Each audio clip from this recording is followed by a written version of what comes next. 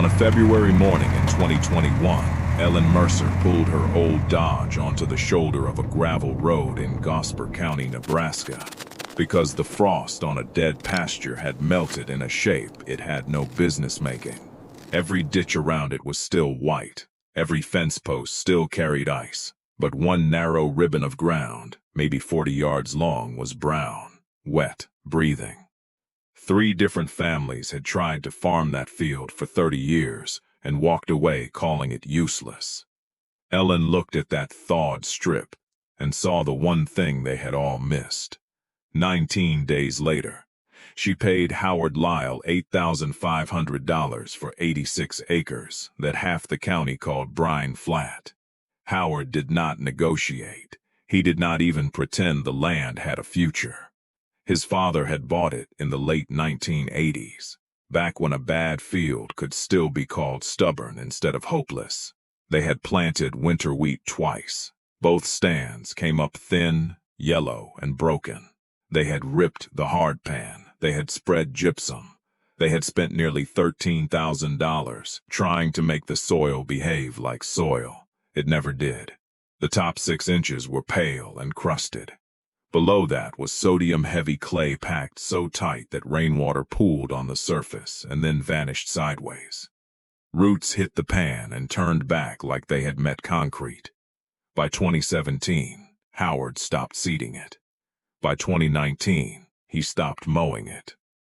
By the time Ellen first saw it, the land was a flat, colorless sheet of buffalo burr, saltgrass, and old disappointment. So when a 67-year-old widow offered cash, Howard signed the papers before she could change her mind. The neighbors understood. Nobody had been cheated. Nobody had been clever. That field was cheap because, by every ordinary farming measure, it deserved to be cheap.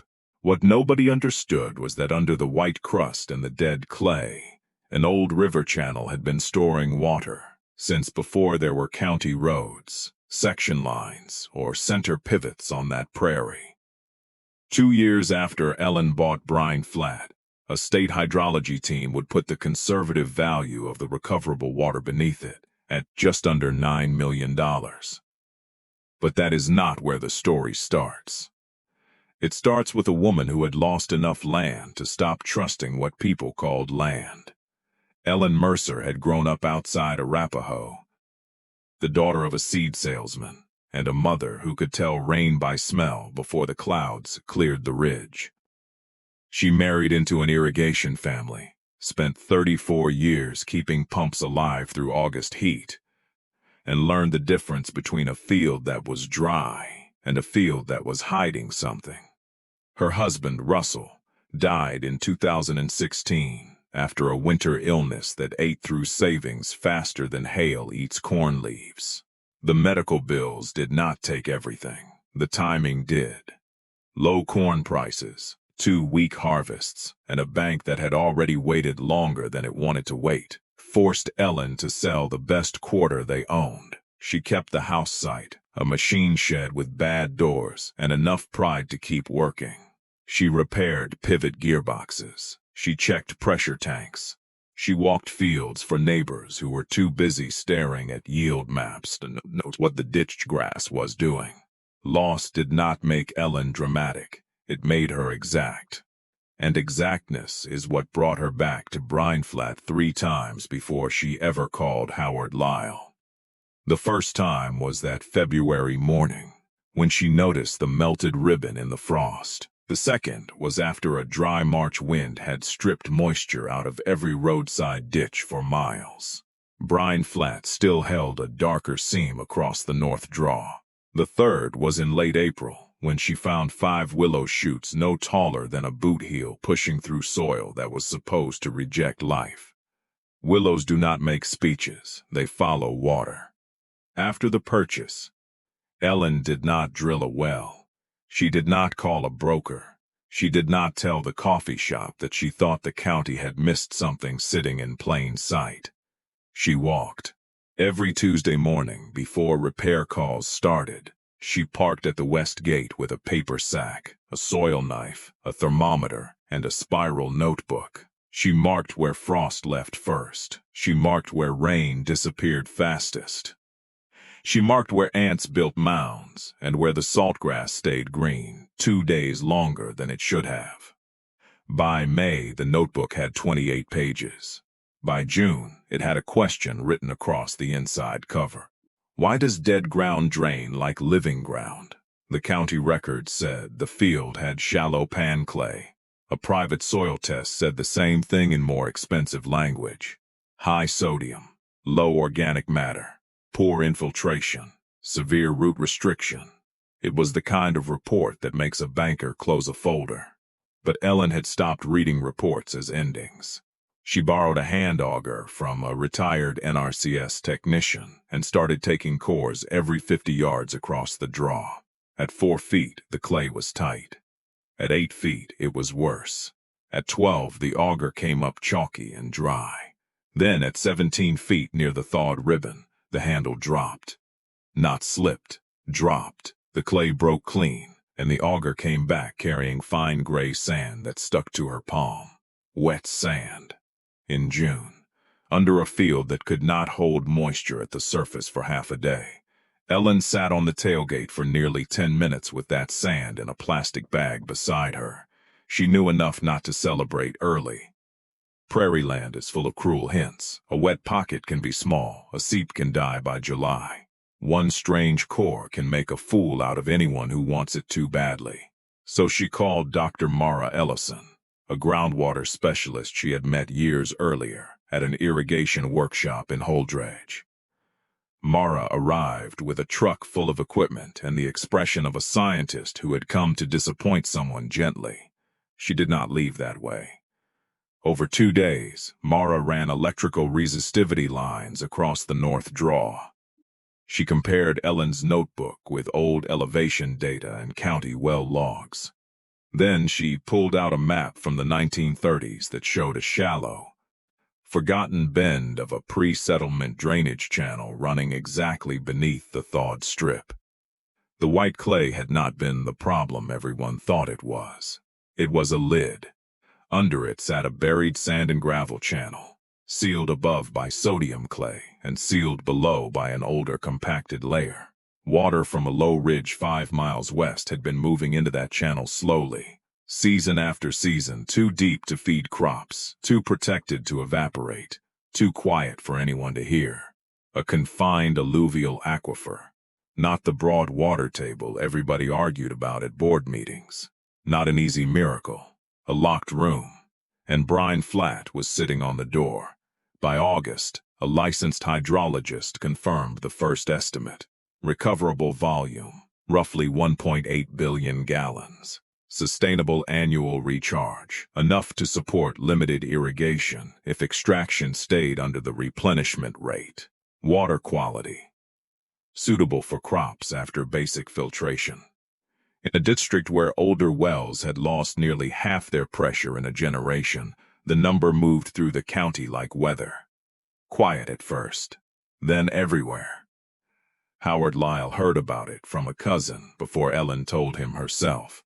He came to her machine shed on a hot September afternoon, stood beside a broken pivot gearbox, and looked older than he had at closing. He did not accuse her. The deed was clean. But his eyes kept drifting toward the north, as if he could still see the field from there. My dad cursed that ground for 20 years, he said. Ellen wiped grease from her hands and answered carefully. Maybe it was never the ground that was wrong. That was the line that made Howard look away. Within a month, the calls started. A water attorney from Lincoln, a private investment group from Omaha, a municipal consultant who never used the word buy until the 3rd meeting. 2 grain operators who wanted to lease the rights and put a pivot on the draw before winter. The largest offer did not come in writing. It came across Ellen's kitchen table from a man in polished boots who slid a folder toward her and explained that unused water was wasted water. The folder contained a number large enough to fix her house, replace her truck, pay off every debt, and leave her with more money than she had ever expected to see at once. Ellen looked at the number. Then she looked past him through the kitchen window toward a county where families had spent 10 years lowering pumps, deepening wells, and pretending the next dry summer would not be the one that broke them. The man in polished boots mistook her silence for hesitation, so he raised the offer. That was his mistake, because Ellen had spent her life around water. She knew what people did when they thought a thing beneath the ground belonged only to the first person with a big enough pump. They called it opportunity. Then they called it depletion. Then they called it nobody's fault. In January of 2022, Ellen filed the first paperwork for what became the North Draw Water Trust.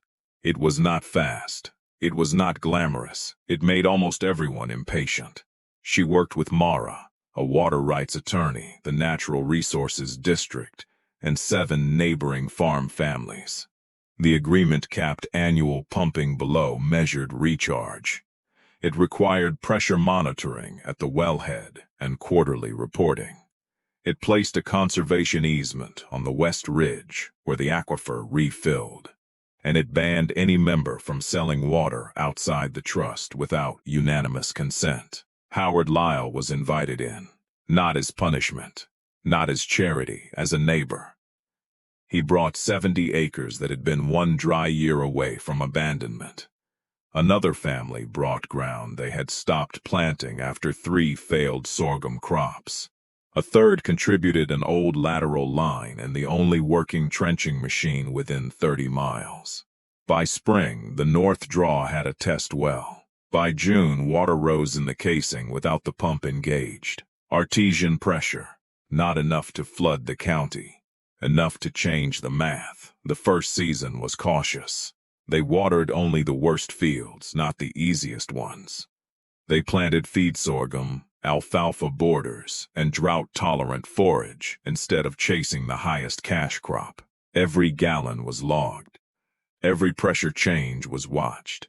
At the end of the first year, the aquifer had not meaningfully declined. At the end of the second, the trust had brought 400 acres back into reliable production without selling a single external water right. By the third harvest, Howard Lyle stood beside Ellen at the edge of the North Draw, while his grandson loaded small square bales onto a flatbed. For a long time, neither of them said anything. The willow shoots Ellen had marked in her first notebook were shoulder-high by then. Howard finally said, "I walked past those 100 times." Ellen did not answer right away. She was watching the leaves move in a wind too light to feel on her face. Then she said, "Most of us do." Ellen Mercer did not become the kind of rich people expected her to become. She still lived in the same white farmhouse with the soft porch boards. She still drove a truck that needed a screwdriver under the dash on cold mornings. She still took repair calls when a neighbor's pivot stopped at midnight. What changed was harder to photograph. 6 families stopped planning their exits. A field that had been a county joke became the guarded center of a working agreement. And land that everyone had called dead became proof that the surface is sometimes the least honest part of a place. The water beneath Brine Flat had been there longer than any fence, deed, debt, or argument over who deserved it. It did not announce itself. It did not rescue anyone quickly. It waited under bad soil, under failed wheat, under a name that made people quit looking. Ellen's gift was not luck. Luck would have seen the frost melt and kept driving. Her gift was the discipline to stop, to kneel, to touch the ground everyone had already judged, and to ask why a dead field was still breathing. Sometimes the thing everyone calls barren is only holding its breath.